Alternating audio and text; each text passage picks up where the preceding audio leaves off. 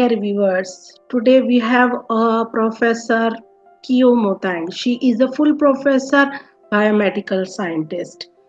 She is a former director of technology transfer and innovation in Durban University of Technology, Durban. And she is a founder and CEO of Global Health Biotech Private Limited in South Africa. She is a rising entrepreneur in South Africa.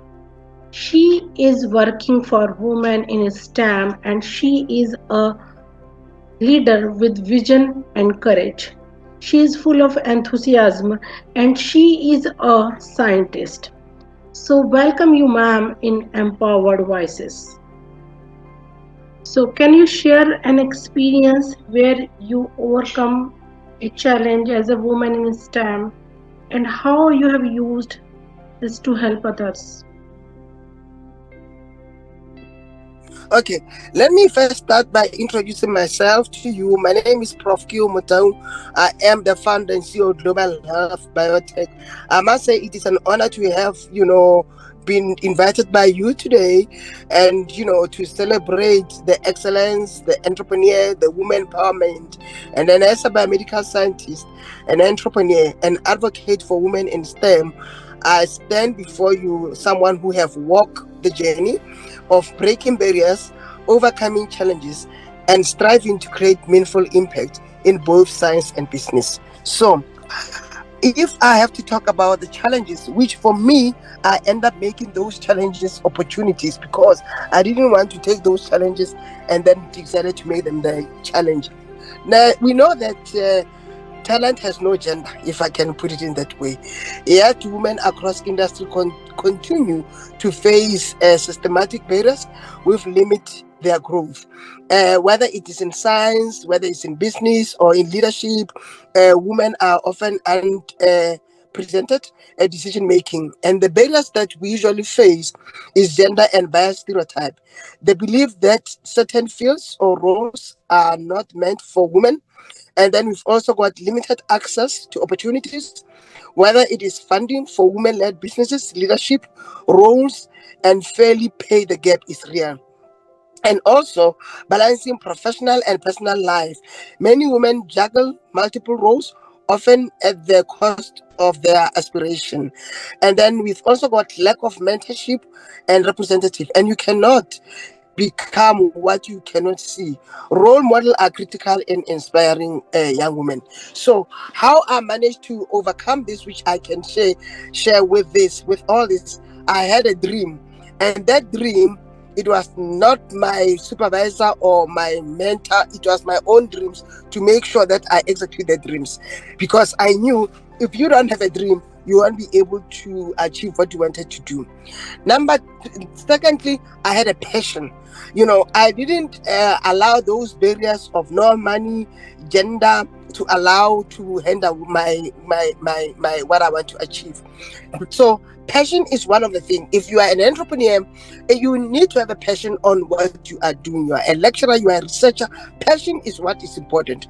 Secondly, lastly, Mina, I have persevered. I didn't be taken back, even if I knew that I am going to be in the space where it's going to be very difficult as a female to run a biotech company. So perseverance is very important. So those are the kind of the challenges that I've got. But I will share with you, based on my journey and lesson learned, how I was also being able to persevere into this. I'm not sure if I can pause there.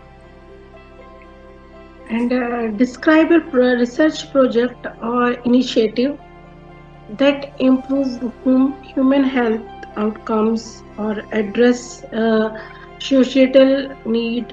What role did collaboration play? Okay, when I funded Global Health Biotech, I did so with a vision, not just to advance plant based medicinal technologies, but also to create an ecosystem where women in science, technology, and business can thrive. It was not easy. I faced skepticism, funding challenges, and pressure of proving that women-led innovation are not just impactful, if not more than those traditional led by men. But through perseverance, I have learned key lessons that I wanted to share. I wanted, first of all, I was solving women issues, osteoarthritis and aging. And then it was based on my research to see how we can really reverse this, and then to see how my research can actually play a role in women, particularly for osteoarthritis, which we know that is mainly men. It's mainly women who always been affected, and aging. That is why I developed that product, which is La Africa Sutha. Now, what I did, I had to believe in myself, even when others doubt you.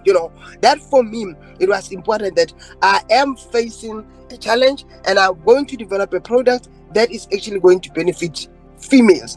Self-confidence is my greatest asset. If you don't believe in your ideas, why should others believe? That is why when I'm going to solve this problem, I'm going to develop this La Africa Sutha. I had to start developing in myself and really, really believing in myself. Secondly, I had to build a strong network and support system. I surrounded myself with people who uplift and challenge me. So it is very important. And a lot of people, they are so skeptical or so scared to surround themselves with people that are better than them. So what is important here is to surround yourself with people that you know that they are better than you.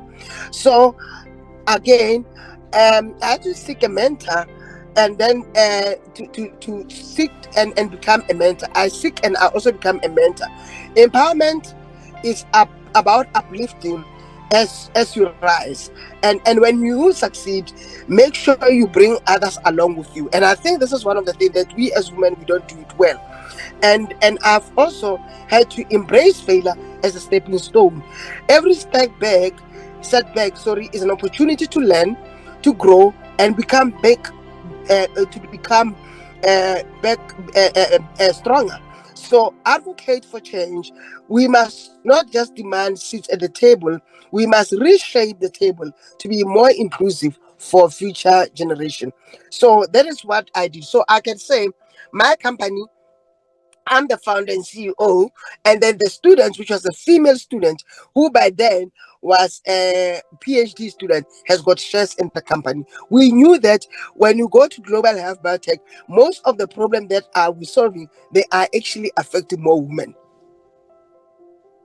So, your company is working on osteoarthritis Arthritis, yes, and we aging.